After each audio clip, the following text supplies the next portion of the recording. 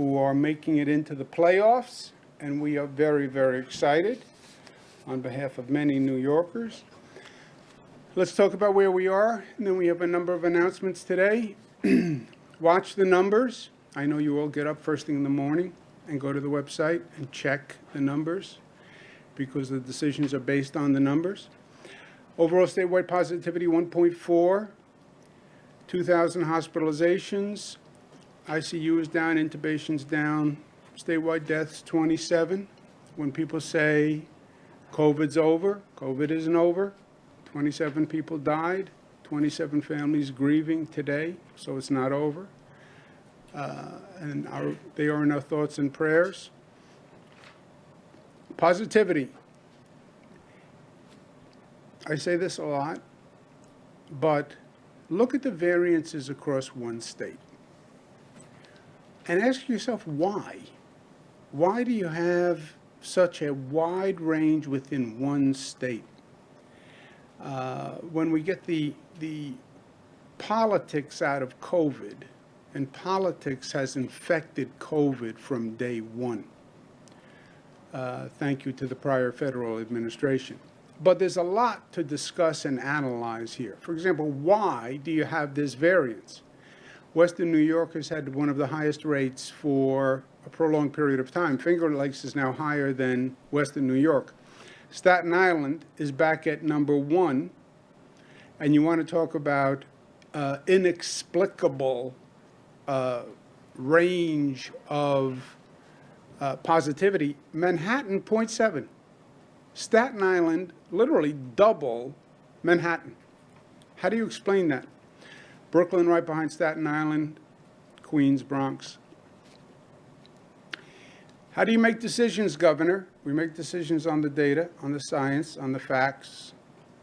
We always have. It's worked very well for this state. This state made more progress on COVID than any state in the United States. Fact. We went from the highest infection rate on the globe to one of the lowest. That is a fact. And we did it on the science and the data. First metric we watch, the positivity rate, and the positivity rate has been great. We were at 7.9 January. We are now at 1.4, 58% decline over the last month. 35 straight days of decline. Congratulations, New Yorkers. You see the same trend all across the state, little variance here and there, but the same basic trend all across the state.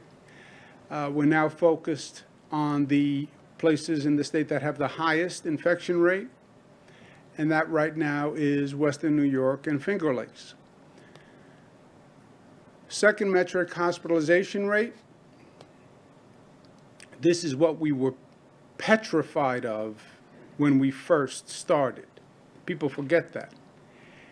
When we first started, the COVID infection rate was going up so fast that the experts all projected an overwhelming of our hospitals. They were projecting a need for 140,000 hospital beds. We only had 50,000 hospital beds in the entire state. That's what aged Dr. Zucker and myself. But we fixed that. And the hospitalization rate is now down to 2,000. We were at close to 9,000 in January. 49% decline over the last month. Third metric is the vaccination rate. And this is now the most important metric to watch, is the vaccination rate. Positivity is good, hospitalization is good, vaccination rate is key. Why? With all the political garbage and with all the different medical opinions, everybody agrees on one fact. As the vaccination rate goes up, the positivity rate goes down. As the vaccination rate goes up, the positivity rate goes down. They are an inverse. Everybody says it. Every country shows it. It's the one global fact. If there are any facts in COVID, it's the one global fact that everybody agrees on. Keep the vaccinations going up, the positivity rate will come down. That's why we are so aggressive on vaccinations. We're doing everything we can, every way we can. 16 million total doses. We're now over 60% of the population who had at least one shot, 48% fully vaccinated. But, because this is a but the vaccination rate has declined. This is not a New York phenomenon. This is a nationwide phenomenon. As you know, I'm head of the Governors Association. Every governor is talking about the number of people now coming in for vaccines is declining. Why? Part of it is understandable. There was a group of people who wanted to get the vaccine right away. And remember how people were fighting for vaccine appointments right away? Some people were hyper anxious. A lot of them are in my family. I want to get a vaccine, I want to get a vaccine, I want to get a vaccine. So you had a hyper anxious population to begin with. Then you had a second tier population who wanted to get the vaccine. They weren't that anxious. They've gotten the vaccine. And you're working your way through really the population. You have two groups. One I call the youthful, one I call the doubtful. Young people are not getting vaccinated. Why? They were never the focus. They weren't even eligible early on. Everyone said the young people can get it and they're going to be fine. There was a transmission risk. But this whole COVID was introduced as young people really don't have to worry about it. And then we reinforced that when we said the eligibility was by age. The doubtful are vaccine hesitant people. I'm afraid of it. I don't understand it. I don't trust it. Government, I don't trust. I don't trust any of it. I don't want to take a needle. I don't want to put something into my body. The doubtful is a problem unto itself. The youthful is a problem unto itself, and we need to address both separately. You look at the age stratification on the vaccination, it is very clear. 75 plus didn't take it, but I can, as much as 65, but I understand that. I've had a lot of conversations. There's 75 plus, they're anxious about a vaccine. They have other problems they're dealing with. 65 to 74 is the highest population rate, which makes sense when you think about it, and then it goes straight downhill. And the 16 to 25, we're at 24%. So we're at 60% as a population, we're at 24% with 16 to 25. 26 to 34, we're at 35%. That's where we have to get the numbers up. The youthful and the doubtful. The doubtful, I'd say a hardcore 20%. It's philosophical. It's fear-driven. It's misinformation-driven. But we also have to attack the doubtful problem. What's the key to supercharging the vaccination rate? Eliminate the excuses, increase access, and to the doubtful, communicate the facts. You have no factual argument against the vaccine. So, today, no excuses. SUNY and CUNY boards will require vaccinations for all in-person students coming back to school in the fall. You're a young person, you go to a SUNY school, State University of New York, City University of New York, you must have a vaccine to come back in September.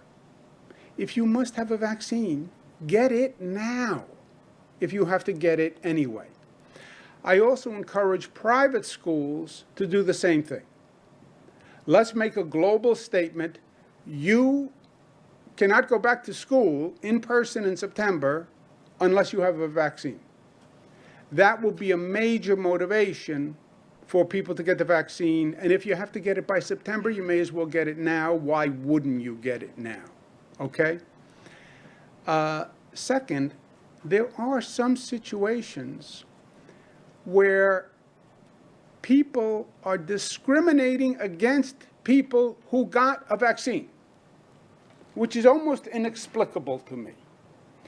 There's a situation with summer camps saying, if you are vaccinated, you cannot go to that camp. If you're vaccinated, you can't be a staff member at that camp. We can't be in a situation where we're full-throated encouraging people to get a vaccine and then have people saying, if you get a vaccine, you can't participate in this activity. I want to propose a law that says you can't discriminate against the person who has a vaccine. I understand the anti-vaccine argument very well. We've been through this before, Dr. Zucker and I, when we mandated the measles vaccine a couple of years ago. I understand the anti-vaccine argument. In my opinion, there is no science to it. There is no science to it. You can have a theory, you can have a belief, but you can't use that to make public policy without science and without data. But we also have to start to get creative, because you are seeing this all across the nation. And we're good in New York at getting creative. We are very creative types. Here's the creative idea. Wednesday to Sunday, we're offering vaccines at Subway, LIRR, and Metro North hubs. Get a shot and take a free ride on the MTA. You get a free 7-day Metro card for everyone vaccinated at a subway station, and LIRR, Metro North, 2 free one-way trips anywhere in the service area. It's Johnson & Johnson, so it's one shot. So think about this. You are walking into the subway station anyway. You are walking past the vaccination site. It's a one-shot vaccination. Stop, take a few minutes, get the vaccine, and then you get the incentive of a 1-week unlimited Metro card if you do it at a subway station, or free tickets, Long Island Railroad, Metro North. Why wouldn't you do it? No excuse. You're walking there anyway. It's Johnson & Johnson, one shot. You don't have to schedule a second shot. You don't have to go back to that station. And you have a financial incentive. These are the places where we're going to be starting this. These are major hubs: Ossining on Metro North, East 180th in the Bronx, Grand Central Station, Penn Station, Coney Island, Broadway Junction, Hempstead, Long Island, 179th Street, Jamaica. That's my old stop, 179th Street in Jamaica.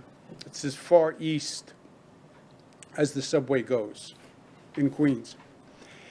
Different times, because we want to see what time frame works the best, what stations work the best. There's a theory that people are going to be rushed in the morning and they're not going to want to stop in the morning, that they're more likely to stop in the evening on the way home. So we have a lot of theories. We're going to test them, see how it works, see what the receptivity rate is, and then we can adjust. But it is a creative idea. We're trying many creative ideas because we have to get that vaccination rate up. And in this situation, we've always handled this as a community. Everyone should be doing everything they can to get people vaccinated. That's what mayors should be doing and county executives should be doing. That's what the religious community should be doing. That's what sports teams should be doing. As far as I'm concerned, we all have one goal: get people vaccinated. And that brings us to the Islanders. Congratulations to the Islanders. They are a great New York team. We're building a new arena with the Islanders out at Belmont. We were out there a couple of weeks ago, John, myself, and a few others. It is going to be amazing, really an amazing arena. And before we open the new arena, they have now clinched a playoff spot Tickets will go on sale tomorrow for that playoff game. Home games are at the Nassau Coliseum. 50% of the tickets will be sold to vaccinated people. And the rule then will be for the vaccinated section 3 feet distancing. 50% of the sales to the unvaccinated people, 6 foot distancing. Everybody wears a mask. My point to business owners, sports, concerts, etc., the more vaccinated people, actually the higher the capacity, because they only have a 3 foot distance requirement. So it's actually increasing capacity to get people vaccinated. But the playoffs start the end of May. Tickets will go on sale tomorrow. The Islanders needed to set guidance, and they had to do it cleared by our health commissioner, Dr. Zucker, and that's what they're going to do. So congratulations to the Islanders. Last point, remember the goal of all of this? Remember the big picture? Vaccinate New Yorkers, and then build New York back better than before. We are not going to have gone through the hell that we went through just to restore what we had. I'm not doing that. New Yorkers are not doing that. The house was demolished. We're not going to build back the same house. We're going to build back a better house. We have federal funds. We're going to take this as a pivot moment for New York. We weren't perfect the day before COVID. We weren't.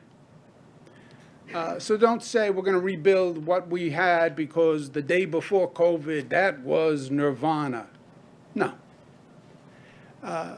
Recognize where we were the day before COVID. Recognize the problems and use this as an opportunity to improve and build the state better than it's ever been. That's our goal. That's our ambition. That's what's driving us. And that's what should drive all of us.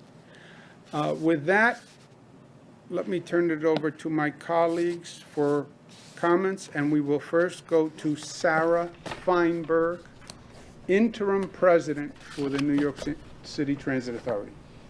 Thank you, Governor. The MTA is excited to be assisting in this important state effort to ensure that every New Yorker has easy access to a free COVID-19 vaccine. We're committed to doing everything we can to help lead New York's recovery. The MTA will provide 8 convenient sites across the region from Wednesday, May 12th through Sunday, May 16th, where members of the public or employees of the MTA can walk up to receive a free one-shot Johnson & Johnson vaccination without an appointment. I won't repeat the sites that you already mentioned. The MTA is also providing free transportation passes for everyone who receives a vaccination, as the governor said. If the region is really going to recover, we need as many people as possible to get the vaccine. Safety from COVID and safety from crime and harassment are what we need to get people back on mass transit. And while we continue to work with our city partners on the second issue, we have a golden opportunity here to tackle the first. We're at a pivotal point for the city. The subway is reopening 24/7, as the governor has announced. Curfews for bars and restaurants are being eliminated. And we just hit a new ridership milestone on the subways. Last Friday, May 7th, we recorded 2.23 million riders, the most on a single day since the pandemic began. Bus ridership hit a pandemic high on April 28th with more than 1.2 million trips taken. So it feels like New York is getting back to normal. We can't get complacent and jeopardize this progress, so I want to urge all New Yorkers who haven't been vaccinated to consider these sites, because the more folks we vaccinate, the sooner the region can return to normal. Thank you, and I'll turn it over to Pat Foy. Thank you, Sarah. Mr. Foy. Thank you, Governor. Thanks, Sarah. In addition to the 6 New York City sites Sarah mentioned, there were another 2 locations, one each in the Long Island Railroad and in Metro North footprints. One will be at the Ossining Metro North Station in Westchester County on the Hudson Line, and another at the Hempstead Long Island Terminal at the Hempstead branch. We feel this is an important step to help the region reopen and build back better. We've focused on high-traffic sites where we can vaccinate many customers and employees. Employees are eligible for this too, on a first-come, first-served basis. The MTA has already been administering vaccines to our employees since January 13th, shortly after vaccines first became available. The men and women of the MTA have been heroes in this pandemic, heroes moving heroes. And to date, nearly 30,000 employees have received at least a first dose through the MTA's program, or as part of city or state efforts. Our vaccination program is part of the MTA's nation-leading and overall transit COVID safety. That also includes the MTA's mask force distributing free masks to subway, bus, and railroad customers, enhanced disinfecting and cleaning efforts, and partnering with the federal government and MIT to research best-in-class technologies. Now the MTA moves from continuing efforts to vaccinate its employees to helping vaccinate the public too. As Sarah mentioned, we will be providing free transportation passes to everyone who gets a shot at one of our locations. Either a free 7-day unlimited Metro card or a round-trip ticket for Metro North of the Long Island Railroad. We want to see more and more customers return to the system. Just as New York City Transit is surpassing new pandemic ridership milestones, so are the railroads. Last Friday, May 6th, Long Island Railroad hit a pandemic high of 101,600 riders. Metro North, too, saw 83,100 trips that same day, a new pandemic weekday high. Let's keep that going. We only get one shot, pun intended, at reopening strong and revitalizing the regional economy. That makes the coming weeks and months essential to recovery. I'm bullish on New York. We all are. I'm confident we will emerge from this crisis stronger and better if we all pull together. Thank you. Thanks, Governor. Well said. Heroes moving heroes. That's so true. And it is one shot. This is our one shot, and it's our shot to take. And speaking about shots, Mr. John Ledecky, we're very proud of the Islanders. I want you to know I offered Mr. Ledecky, I said, you know, I could be a backup goalie. I have a lot of pucks shot at me every day. I'm sort of in that business. He didn't see it my way. Congratulations, John. We're all very proud. Good news for New York, and we needed it. Congratulations. Thank you so much, Governor. It's great to be here with you today, and it's great to be back in the playoffs for the third straight season. Today's news that you have increased the overall capacity and therefore the number of fans who can attend the Stanley Cup playoffs is wonderful news for our fans, who are the most passionate and loyal in all of sports. Islander fans are the heartbeat of this franchise, and we owe everything to them. It's a fitting tribute to our fans that they can be at the Nassau Coliseum in big numbers for the playoffs and can celebrate the many wonderful memories they have had there through the years. Our fans are truly the seventh player. They are now going, thanks to you, to rock the barn one more time at Fort Never Lose. We are also grateful to Commissioner Gary Bettman and the NHL for their support in delivering the Stanley Cup playoffs through these unprecedented times. Governor Cuomo, this is a wonderful gift to New York. Thank you for your leadership and guidance as you have taken forward the Islanders' amazing new home at UBS Arena at Belmont Park. Our fans have a cheer when we score. We say, yes, yes, yes. Thank you for saying yes to Islander Nation today. Thank you. My pleasure, John. Commissioner Bedman has been great for us. Where's he from?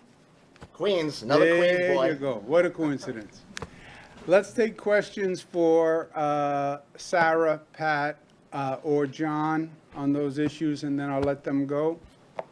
For either Sarah or Pat, can you talk about at the MTA hubs the degree to which this is aimed at reluctant employees? I think the last percentage we saw was something like 36% of either transit or the MTA as a whole.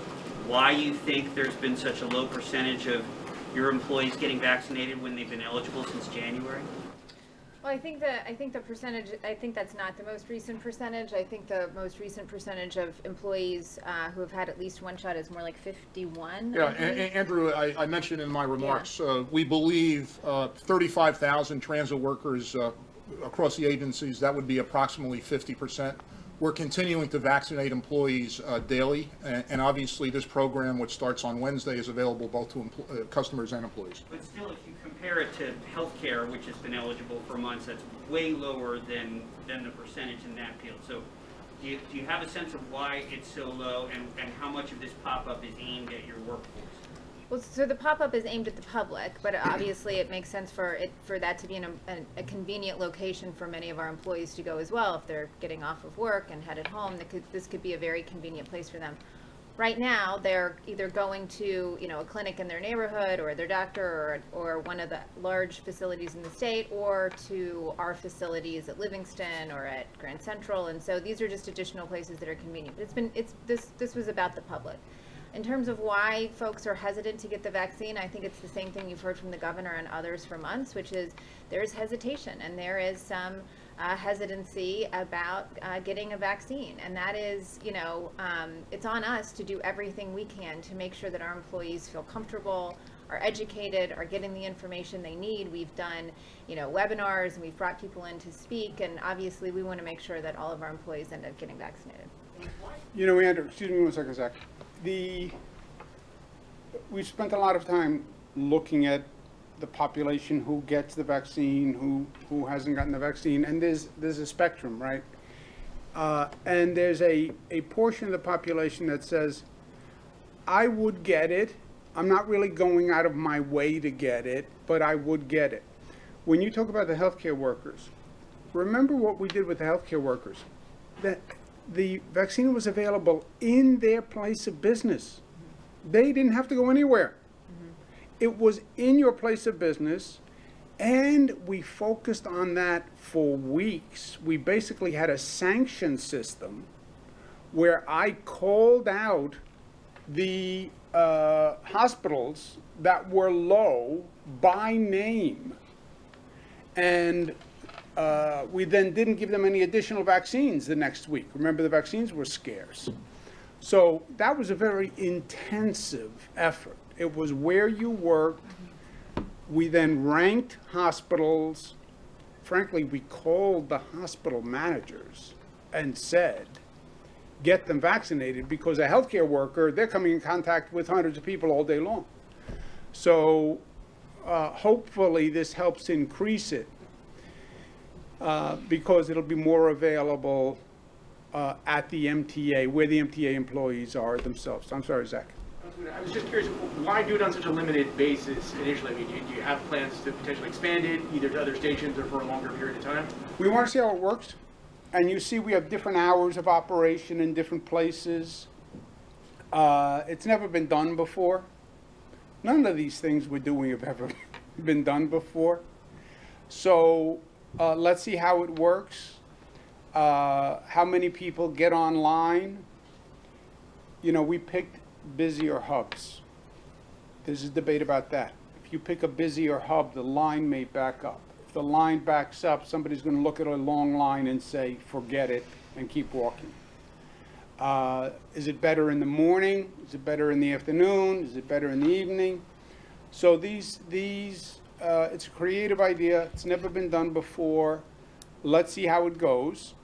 Let's see if it works well in these locations. Let's see what the take-up is, and then we can always adjust. A related question, though. Why only 5 days a week? Why not on Mondays and Tuesdays?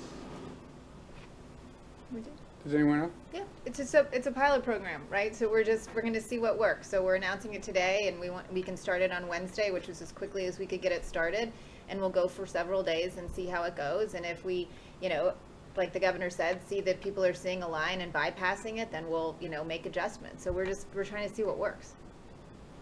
This is the plan, just Wednesday, Thursday, Friday, Saturday, Sunday.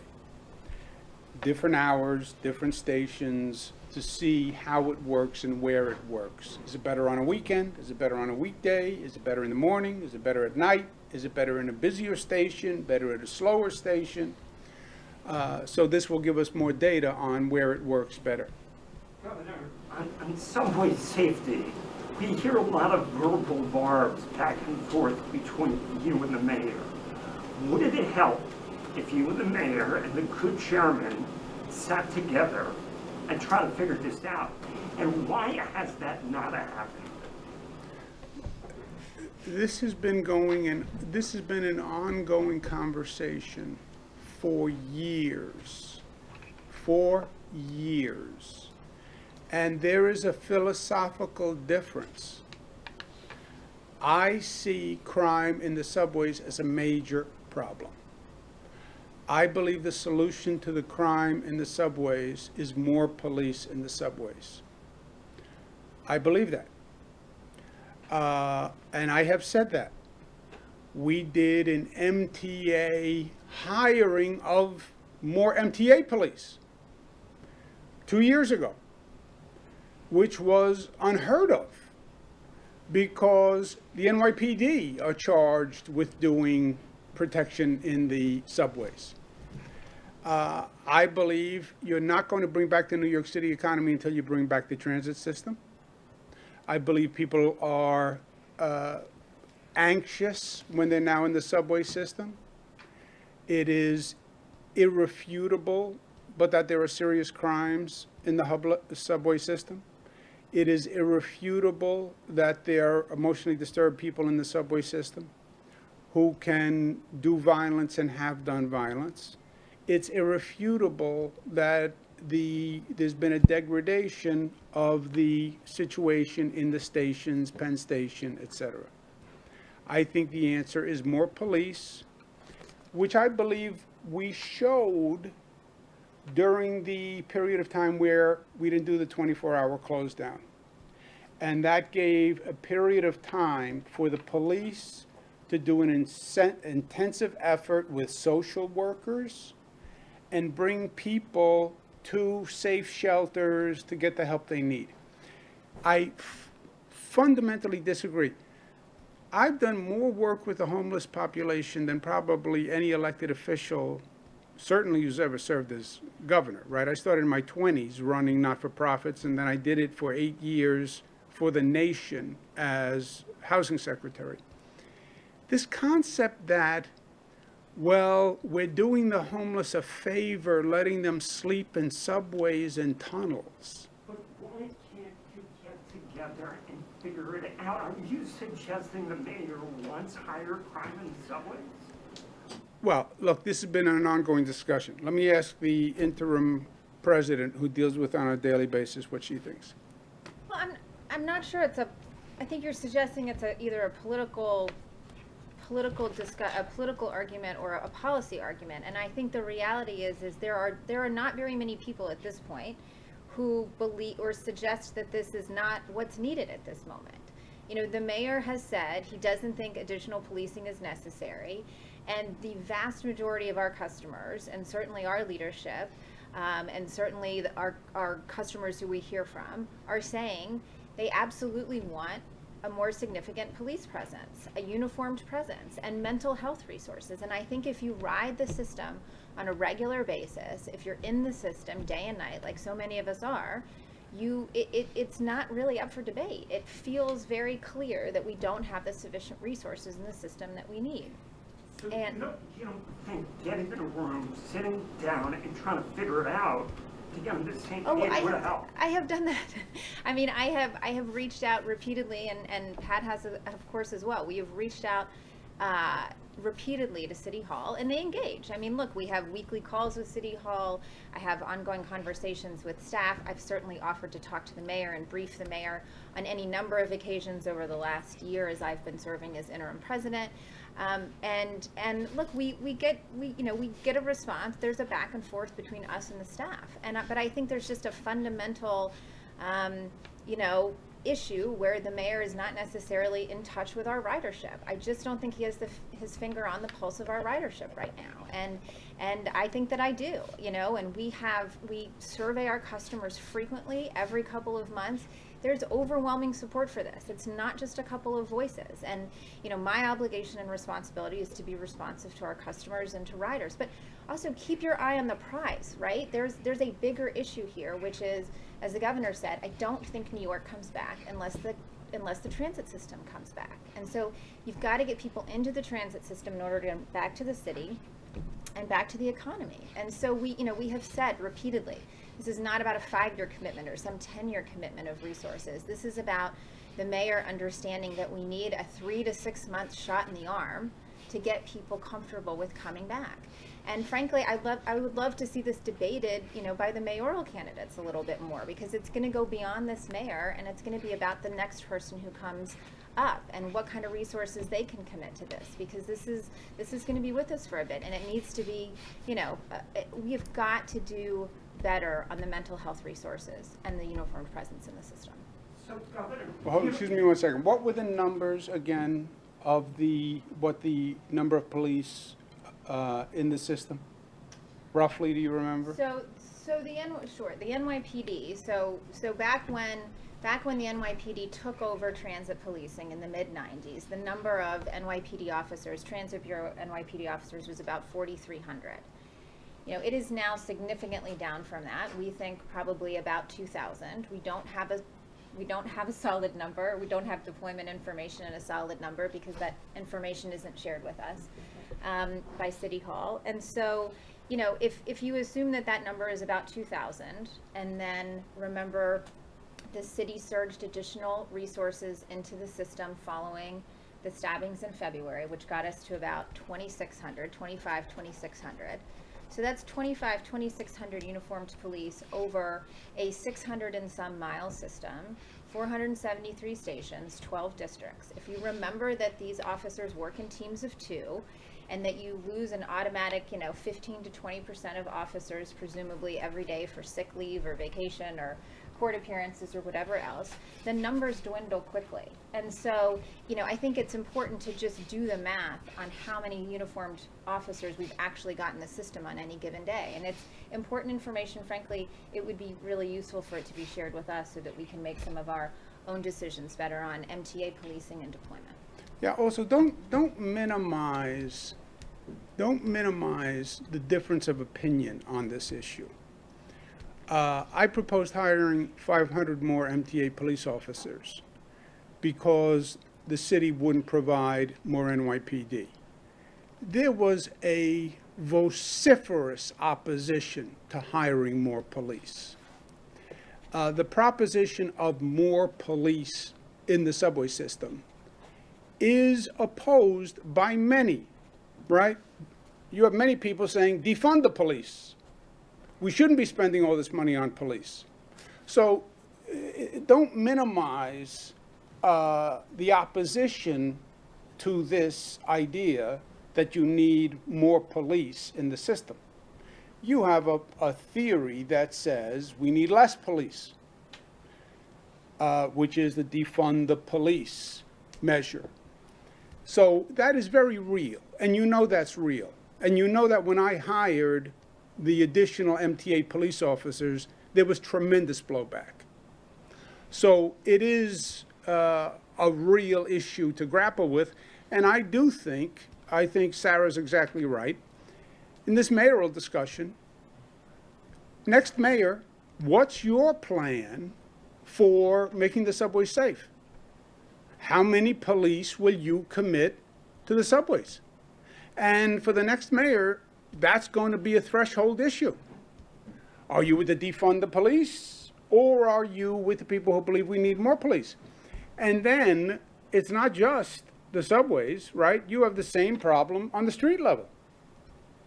It's not just crime in the subways, it's crime in the city. And I think that should be a top topic in this mayoral debate. What are you going to do about crime? What are you going to do about crime in the cities? What do you think the solution is? Well, it's comprehensive, it's holistic. We need more intervention services, it's education, it's jobs, it's economic. Yes, I know. And how do we stop the killings? And remember, it is the black and brown community that is paying the highest price for increased crime. That topic should be first and foremost.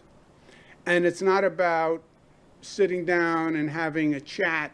We've had this chat for years.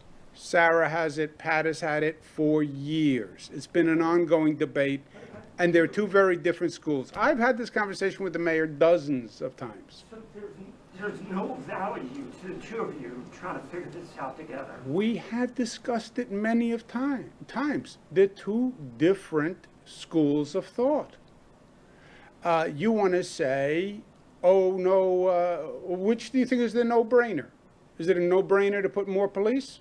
Or is it a no-brainer to say defund the police?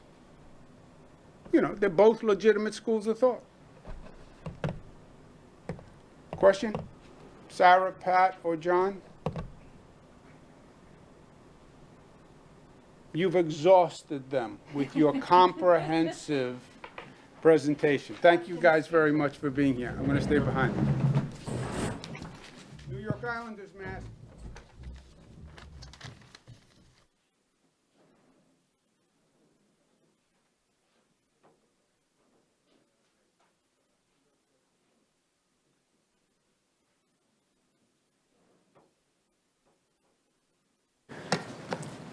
Governor, a senior advisory reviewer said last month that the state attorney general was investigating you for political reasons because she apparently has motivations to run for governor. Could you elaborate on that? Do you believe that Ms. James' investigation into your sexual harassment claims are politically motivated? I don't want to comment on the ongoing review. And I think everybody's aware of politics in Albany and political realities. I think you guys are also. So, but I don't want to comment in the middle of the review. You've heard one side of the story, only one side of the story. You will at one point hear both sides of the story, and you don't need me to explain to you the context of politics. If you do need me to explain, you wouldn't be the bureau chief. Yes, Zach? It does seem like you're doing a lot now to kind of incentivize people to get the vaccine. And I'm curious if you can go back to those early months. Do you feel as though the tone out of the gate was a little restrictive, maybe a lot of hoops to jump through for individuals? Do you feel as though maybe that might have discouraged people and now you're having that reluctance, might have contributed to that reluctance? No, Zach, I think, let's go back, because I always run the videotape over and torture myself in the retrospective, right? I was listening to a quarterback once in an interview, and he said he watches the tape of the game over and over and over, the last game. And now on the tape you see the man open. Why didn't I pass? The man was right there, he was waving his arms. Why didn't I pass? It's not especially constructive, but I do that. When the vaccines first started, we followed all the federal guidance. The federal guidance was get the older people vaccinated first, nursing homes and older people, because that is the population that was most vulnerable. That was Commissioner Zucker's position, it was CDC position, Dr. Fauci's position, everyone. And we didn't have enough vaccines for the population. The demand was tenfold the number of vaccines. And that was the federal problem of the federal government ramping up production. The message that was sent, not to torture ourselves on watching the old game tape.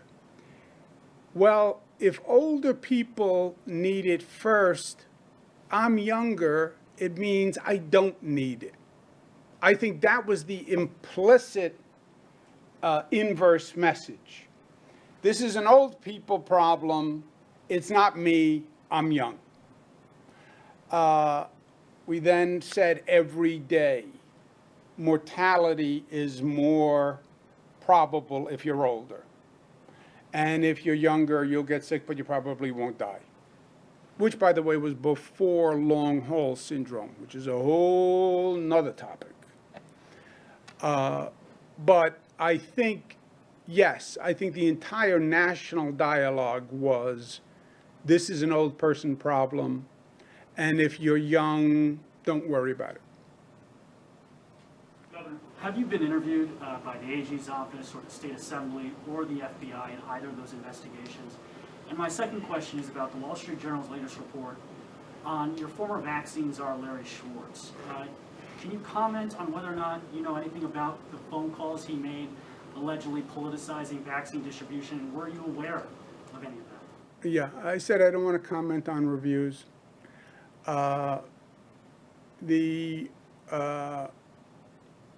Larry Schwartz was a volunteer helping the vaccine effort on his own time, and he did a phenomenal job. Former secretary to the governor. You look at all these sites, he and Kelly did all of it. So he did a phenomenal job. And I'm totally confident in his performance. He was secretary to Governor Patterson. He was secretary to me. He was deputy county executive in Suffolk, deputy county executive in Westchester County.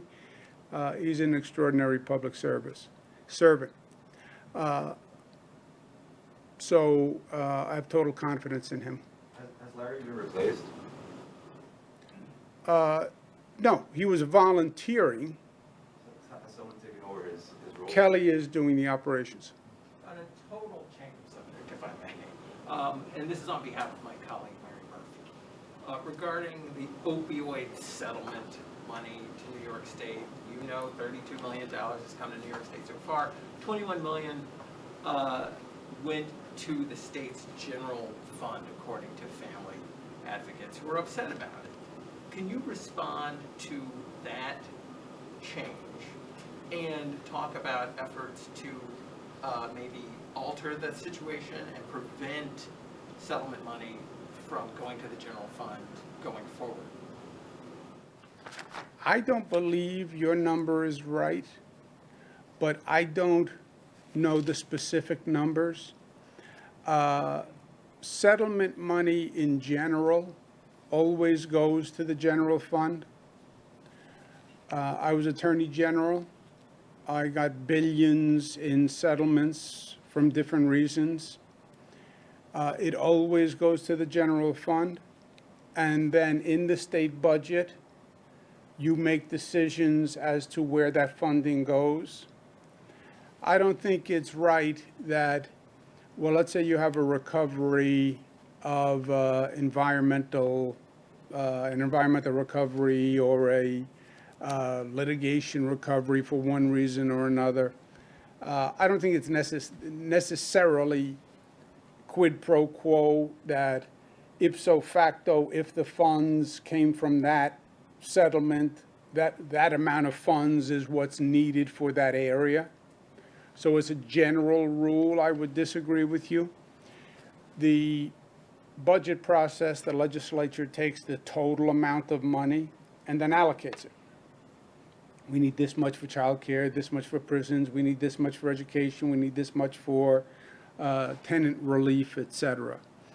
So they're making those prioritization allocations. The real argument would be, well, we needed more in treatment than we have gotten. I believe the number is higher. You don't remember the number off the top of your head. But I'll find out and I'll get back to you. So would whatever has gone into the general fund, would that then go toward the Office of Addiction Services and Supports as the families want to have happen? Any settlement funds, opioid settlement funds, any fraud funds, any funds that come from settlements, go into the general fund. We then do the state budget from one lump sum in the general fund and make allocations. And we make an allocation to addiction services, which has always been a priority for the state. I don't know what % of the settlement funds went to addiction services. But your other question, which is, should all settlements always go to the subject area of the settlement? I don't think that makes sense because sometimes the settlements are more than you need. Sometimes the settlements are much less than you need. you fund the need proportionately the best you can, regardless of where the funds come from. But it doesn't sound right to me that it's 20% of the settlement. I have to check that. Governor, with the issue of more police in the subways, do you think that's also true of the streets of New York City?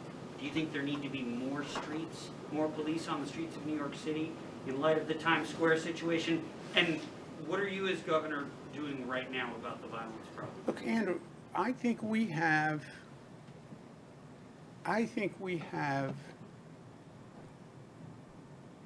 let's take a step back.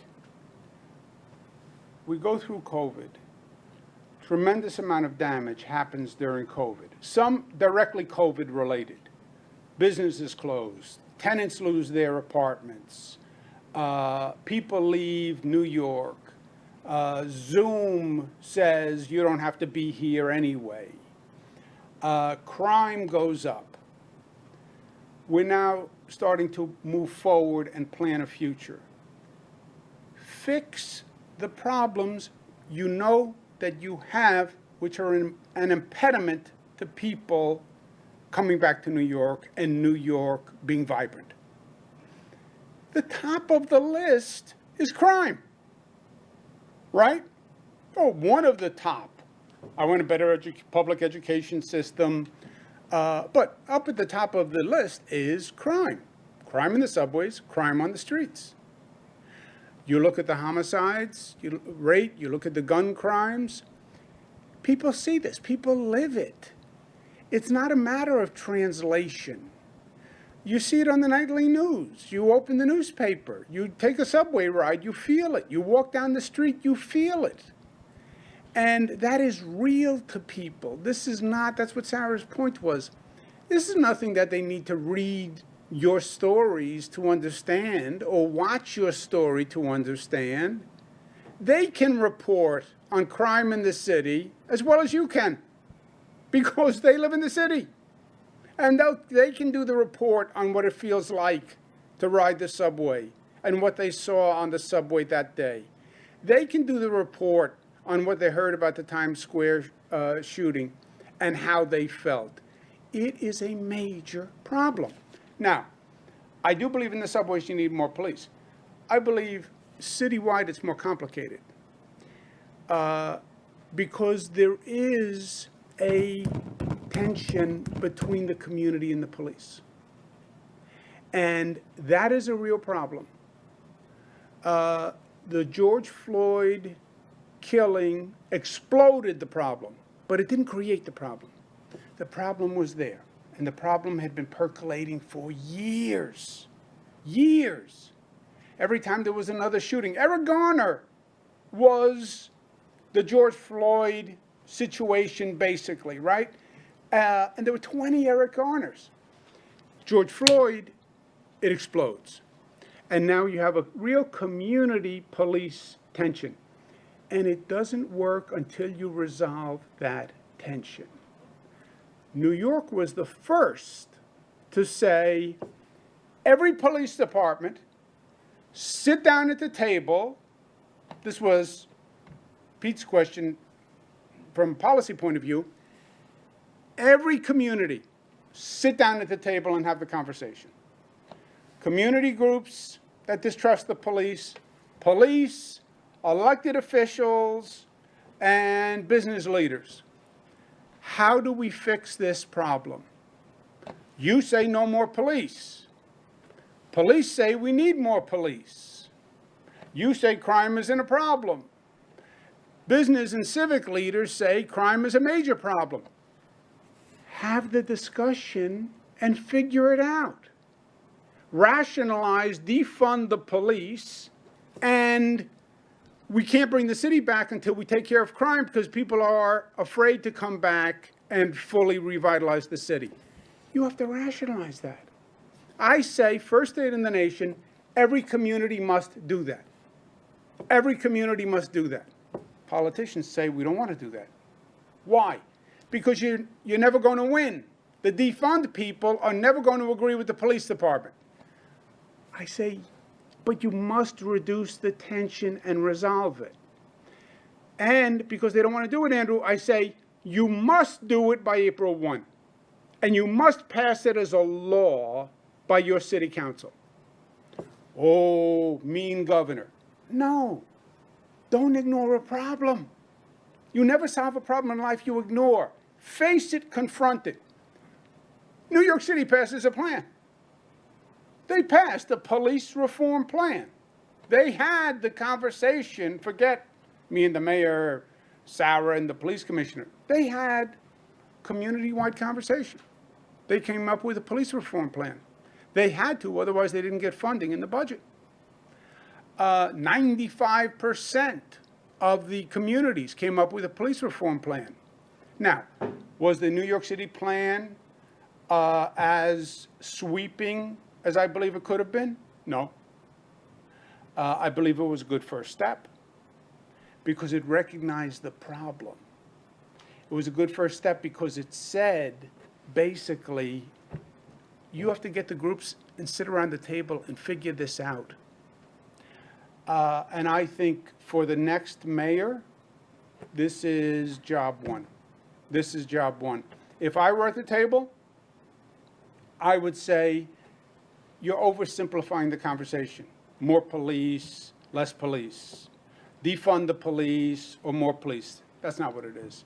It's different policing strategy. Not every situation requires someone to show up with a gun and handcuffs. There are different problems you're dealing with. We saw that in the subways when we went from 24 hours. This is a mental health problem. This is a social service intervention problem. This is a mental health diversion. Get people from, nobody should be sleeping in a tunnel. Have you lost your mind? Have you lost your mind? We want people to sleep in subway tunnels. No. Well, let them sleep in subway cars. No. Bring them to a safe shelter. Bring them to a mental health diversion. But don't leave them in the subways. And more police, different police. Different police. Some of the communities did some very interesting things. Communities involved in selection of police officers and in recruitment of police officers. Different groups responding to different issues. Mental health dispatch groups. Domestic violence dispatch groups. It has to be a public safety function that the community supports. Otherwise, you're in the same irreconcilable difference. I want more police. I say defund the police. It is going to be a different type of police with more transparency, more accountability, that understands we are in a different place. You know, everything evolves. Education evolved. Everything evolves. Policing, the way we're now doing it, is distrusted by the community. Well, the community has no right to distrust us. That's not the answer. You know, this is two people, a married couple, having the same argument over and over. All right, either get past the loggerheads or get a divorce. Here, divorce is not an option because I don't believe defund the police is a realistic option. No police. We don't need the police. Oh, no?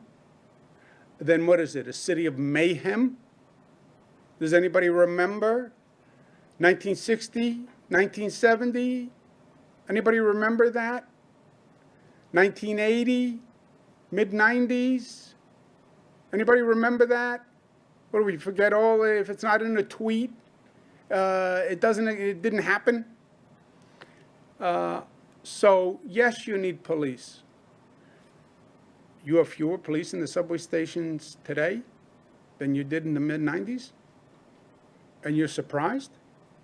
But you have a bigger issue, which is the reconciliation. You're not going to force the community to hire a police department it doesn't like or trust. That's not going to happen. And that's what has to be reconciled. And it's more than just you're right, or this is politically you're stronger, you're not as strong. It is an art form of government and resolution of a complex relationship. That's what this is. George Floyd, social equity questions, injustice questions, questioning the justice system and the bias in the justice system, which is real. Questioning the prison system, and why do you have so many young black males going to prison? Why? Why is the number of police actions against blacks higher? Why? Why is the arrest rate higher? Where is this bias coming from? They're all interrelated. And that's the conversation that you have to have. Governor, can you specifically comment on the shooting in Times Square? Broad daylight, a 4-year-old being shot. This seems to be, I mean, this is a whole different type of incident. The mayor said that he believed that this was just a particular incident, but he didn't think that it was going to necessarily affect the tourism coming to the city. Can you specifically comment on that particular incident? Because for many people outside the city, it's all they're talking about right now. And my second question is, are you for plainclothes officers being patrolling our streets again, particularly when it comes to gun violence? Yeah, look, this is you guys want to oversimplify. You want to oversimplify. You want to say, oh, well, I should just talk to the mayor and figure it out. It's not about two people. It's about two schools of philosophy. You have a cleavage in this city between people who don't trust the police and the police. I don't think it's about any one episode. Yeah, Times Square, high publicity, more people have heard about it. Times Square is a tourist destination. Times Square is iconic New York City. Was it more damaging? Yes, only because it communicated to more people. But did it tell the people of New York City anything new? No. No. That's why this is all a game. You take the subway, you know there's a crime problem. You live in New York City, you read any newspaper, look at any news show for the past months, you know there's a crime problem. Well, now it happened in Times Square. That may translate to more tourists, but I don't think it made a difference for New Yorkers, qua New Yorkers. And you look at the economic cycles of New York City, okay? And then you look at the crime rate of New York City. And you're going to see the correlation between the crime and the economy. And it's going to be even clearer today because more of the economy is based on tourism. We need to get tourists back for those hotels, for Broadway, for those restaurants. That's a big engine for the economy. They're not going to come back unless it's safe. It's safe. Times Square hurts in that regard. By the way, to encourage that, I forgot to mention, we are opening vaccines. We're waiving the residency requirement on vaccines. Anyone from out of state can get a vaccine in New York. So if you're a tourist and you come to New York, we'll give you a vaccine. But it publicized it more. Governor, on SUNY and CUNY, you had mentioned last week that there was a problem with mandating vaccines because of the EUA designation. How is SUNY and It would have to be by September. That's why it's by September. By September, the federal government would have to do the approval beyond the EUA. Or is it EAU? EUA, Emergency Use Authorization. They would have to give it full approval before September. Otherwise, SUNY CUNY could not mandate if it doesn't have the full approval. You cannot legally mandate just EUA. We believe they will do that in the near future. And I know you don't want to comment on the investigations, and I'm not asking you to, but in theory, do you believe that what investigators are looking into constitutes an impeachable offense? I ask because, as you know, that's a gray area in the state constitution. It's not clearly defined. So in theory, is that something you believe is an impeachable offense? It's simpler than that. I didn't do anything wrong. Period. Governor, not to beat a proverbial dead horse, but you answered Andrew's question, and you said, get together, figure it out. And that was basically my question to you. Why can't you get together, figure it out? All right. Forget beating the proverbial dead horse. And forget me sparring with the press, which I enjoy doing, frankly. You said the mayor and I should have a conversation. I said the mayor and I have had dozens of conversations over years. Sarah, Pat, same conversation over years with counterparts. I said to Andrew, it's bigger than that.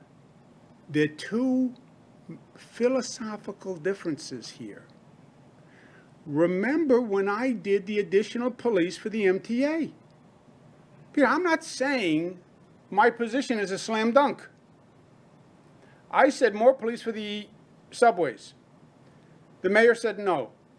I said, okay, the MTA will hire 500 more police. There was an uproar. It was an uproar. No, we don't need more police. And we don't need more police in the cities. That's a very real thing. That was before George Floyd. That was before defund the police. So you have a real philosophical issue in this city where people say, I don't trust the police. Defund the police. More police is not the answer. More social services is the answer. More intervention is the answer. The justice system is biased. More police is not the answer. That's what has to be reconciled. And that's a lot harder than two people in the room. And that's what I was trying to get at with the police reform plan. Put everybody in the room. And then the city council has to pass it. I think it was too much for the political system. I think it was a good first step, but I don't think it went far enough. Husband and wife, fighting.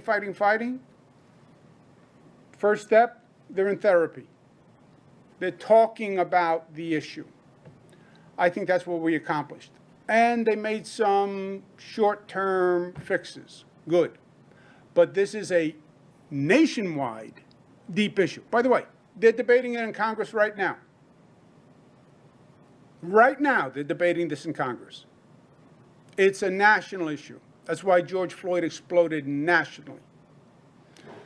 I have to go to work. I would like to stay here and beat the dead horse, but then we'll have the horse people criticizing both of us. And remember, it was Sif who started it. Just in case someone is going to take the heat. Thank you, guys.